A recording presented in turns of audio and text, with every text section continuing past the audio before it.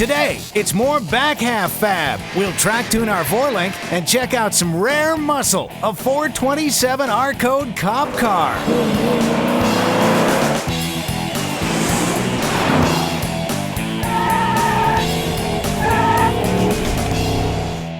Welcome to Muscle Car. I got a full tank of gas and I'm gonna need it because I'm back on the Stang. This started out as a horsepower project. It was so successful, they overpowered the pony. So we cut out the back half of this baby and fabbed up some frame rails. And all that to put in a badly needed forelink setup to get all that power to the pavement. Now this baby's not ready to go to the track by any stretch of the imagination. And I gotta make sure that Mike is nice and safe. So I went to competition engineering and got an 8-point pre-bent roll cage for a Fox body Mustang. The thing that's really neat about it, it comes with a picture showing you how to lay it out. Now this is not as difficult as putting in a set of frame rails, but it is just as important. I like to run my roll cage about 1.5 inches down from the roof. And being that we don't have a floor, it's just a matter of stabbing it in and marking it. There's a lot of science involved in every roll cage design, but they all center around the main hoop. You screw this one up, you're screwed. Our top bars are next. You want to have these so they fall right on top of the shock. This way when the car launches, it's got extra support and there's less flex in the chassis. As you can see, we're not following the picture too well. Like everything around here, it's heavily modified. If you don't have a tubing notcher, like I don't, simple hand tools will do the job.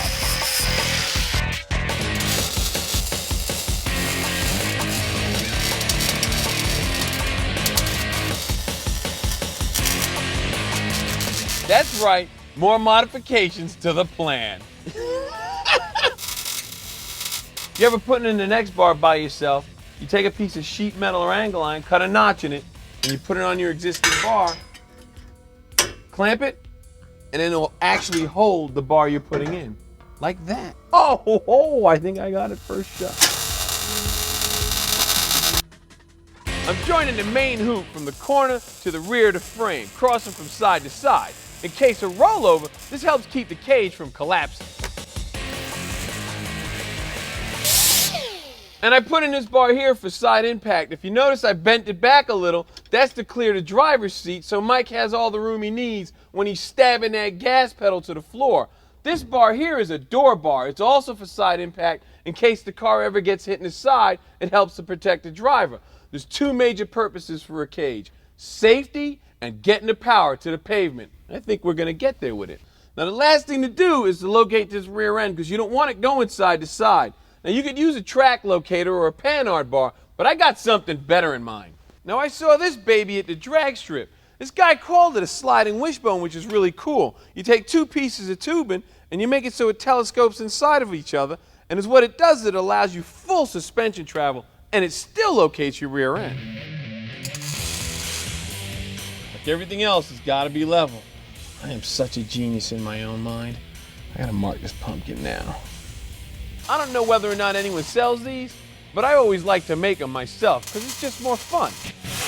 In case you missed it last week, we narrowed our rear end housing and ordered some new axles. Well, they're here. So now we can reinstall our Eaton posi unit, then we're gonna slide in these 31 spline Mosier axles that we got from DTS. Our Mustang is sitting on the ground and the stance is perfect. She's wearing some nice street shoes, and this is why you build them at ride height. No hidden surprises, but we're not done yet. I've got to run some new brake lines, stuff in the fuel cell, along with the fuel pump. Then I got to give Mike something to hold on to when he's shooting that nitrous. And the exhaust. But don't go away, because if I get this baby done, we're going to take it to the track and beat the snot out of it. Coming up, some vintage police muscle. And later, all that work on the suspension pays off.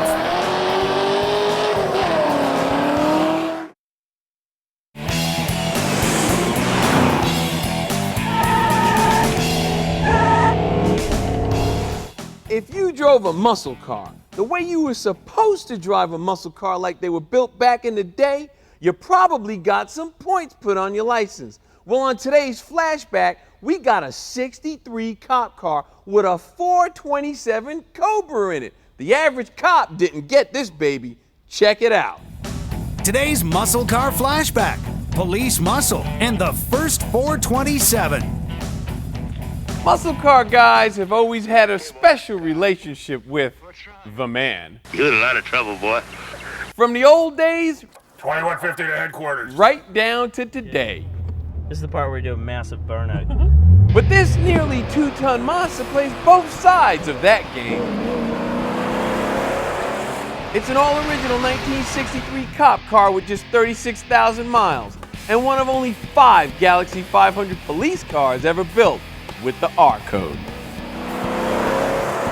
63 was the first year of the 427, and this barge prowled the streets of Austin, Texas, packing 425 horses and dripping with chrome. The guys they were chasing had some options too. The all-new 63.5 Galaxy Fastback had an aerodynamic rear window and a brand new 427. Ford started with a 406, punched it out 10 thousandths, came up with a big block that turned 7,000 RPM on the street or the track. It was rated at 410 horse with a single 4-barrel, 4 1/4 with 2. The actual horsepower was probably a little bit higher. All the Galaxy 427s that year had 4 speeds, and none of them were really 427s. Actual displacement was 425, but racing rules called for a 427. That's what they named it. Ford made a lightweight Galaxy that run low 12s at close to 120 miles an hour. But the police version was geared for serious top-end speed. That special order 427 was basically the same engine that went into NASCAR racers and later into the big block Cobra. This one has a rare transistorized ignition that makes it a 427T. You know, a lot of people argue that if there's no four-door muscle cars. I think if there's a four-door muscle car, it's something like this. I mean, this has got a muscle car motor, a muscle car transmission. Most Ford police cars weren't this dressed up, but this one belonged to the chief. And everything's still there. Original paint, interior, all the cop stuff, AC, and top-of-the-line reverb radio. It's AM 920 wherever you go. There's even a handle to hang on to up front because you ain't getting no seat belt.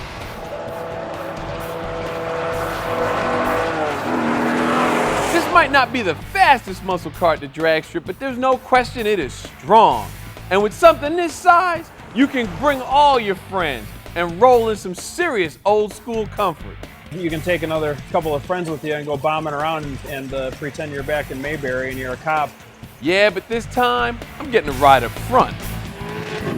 Coming up, track testing our 4-link.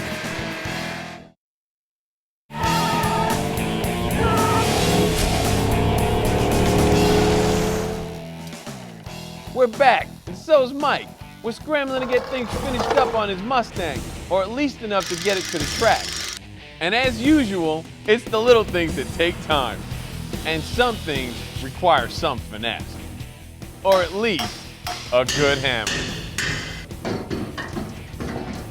But most of all, you gotta have some patience. Come on, man, hurry up. I'm ready to tack this on. Hey, I got a whole nother Quit bottle. playing games. I got a whole nother bottle I coming. got things to do. I see it Even Ian stopped by to give us a hand and gave us a thumbs up. Close enough. Mamas, don't let your babies grow up to be fabricators.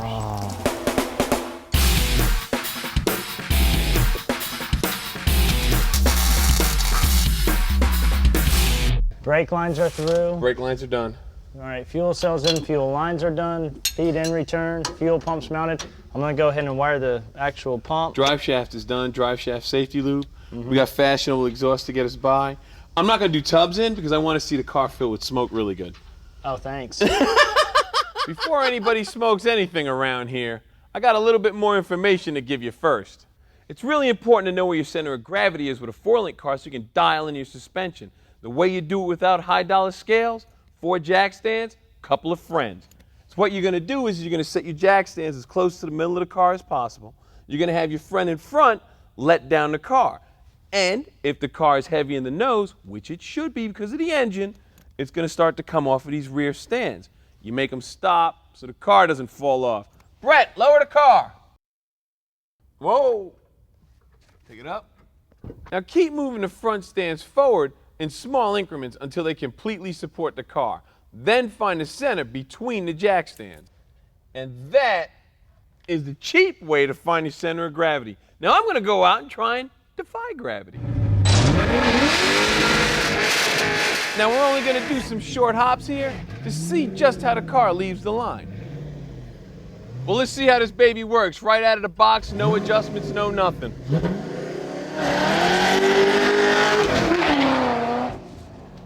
See how it pulled a little over to our side? You don't want that, and it didn't raise up even. I can fix that.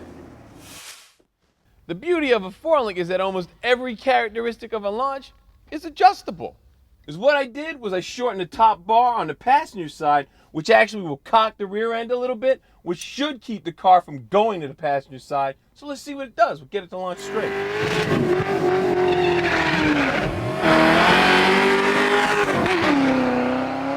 Man, that was perfect. What else can I say? I do good work.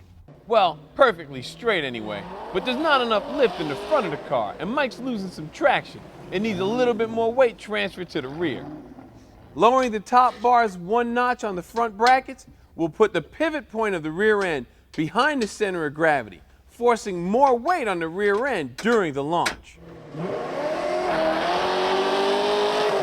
More lift, better traction, and we kept it all in a straight line. Now we could keep tweaking this thing and dialing it in even more, but Mike was way cool to help me with this project, so he deserves some playtime.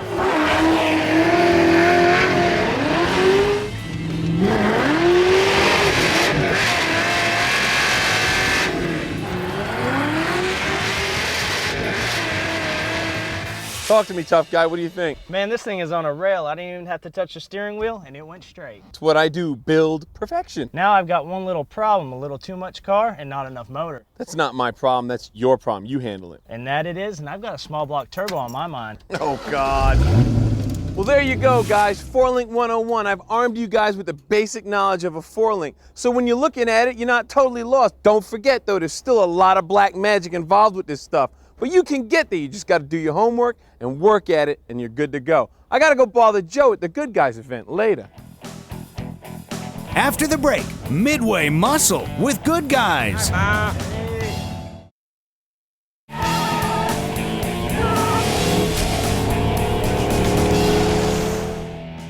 Hey everybody, welcome back. I got bored hanging out in the shop by myself, so I decided to come down to Nashville for the first Good Guys rod run. Great town, great people, and I brought someone with me. Joe Elmore is gonna help me out, so you might see him around. Let's get going.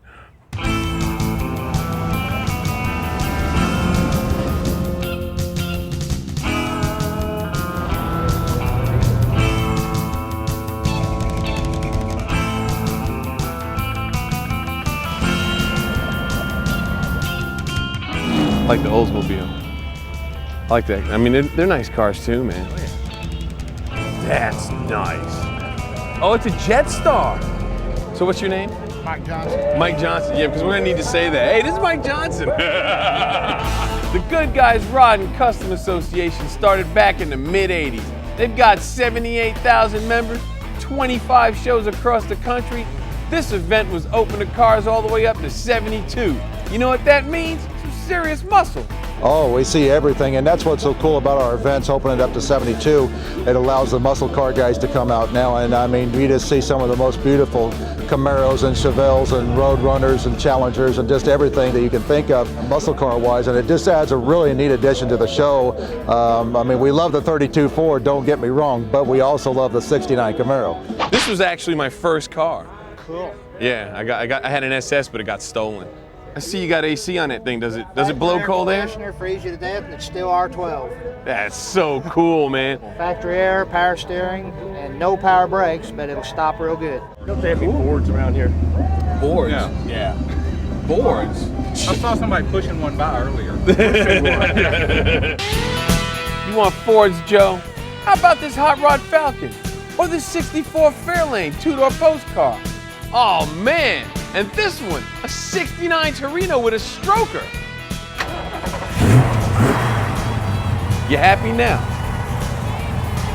Hey, we both agree this 64 GTO drop top is one of the coolest muscle cars out here. It was built by Time Machine And it's got the Australian-made LS1 making its horsepower. Original convertible, or did they No, this is pure. Really? Pure VIN number, bought it out of a barn in New Hampshire. No way! The cool thing is, when we got it, the floor obviously was no good. Right. I already knew that. I didn't want a floor because I knew I was going to do that. Right. So the car, everything else was near perfect. It was unbelievable. That's awesome.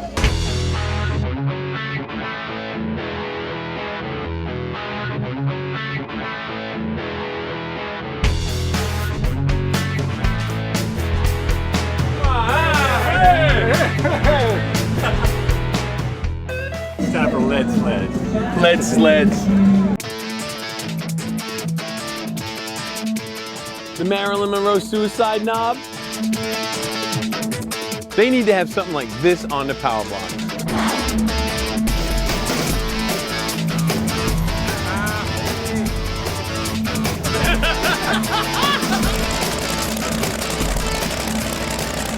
Well, that's it this week from Muscle Car. We decided to go with something a little bit more along Joe's speed. Low, but not really slow. Right. That's it from Nashville. We'll see you guys next week.